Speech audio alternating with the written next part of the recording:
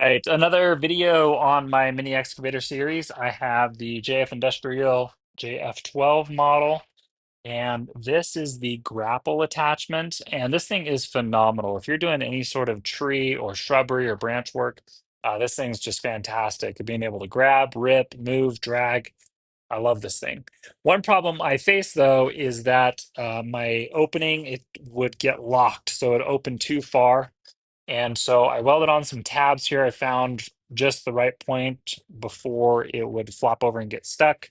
So I put some tabs on there so it wouldn't overextend, and you can see where those kind of hit to keep it from overextending. But there's some pins that keep the two parts together, and when it came with were these metric bolts, and I believe they're 8 millimeter. But you can see they stuck out way too far, and you can see what happened with this one. It bent, got stuck, so I had to cut it off to get it out.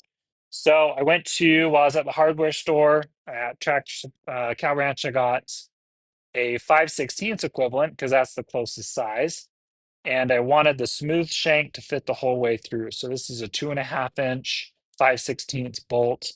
I bring it in and it is too small. I can go one size up. I grabbed a 3/8 bolt, and that is definitely a 3/8 hole.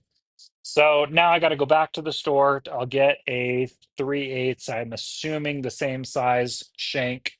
And just like I did with my quick attachment pins, I want it to be smooth about the whole way through.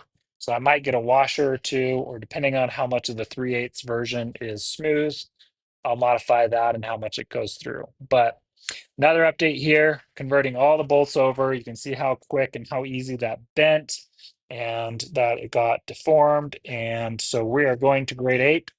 So this one on the grapple, it is a 3/8 bolt, 2.5 inch is going to stick out a little far, but it'll be smooth the whole way through.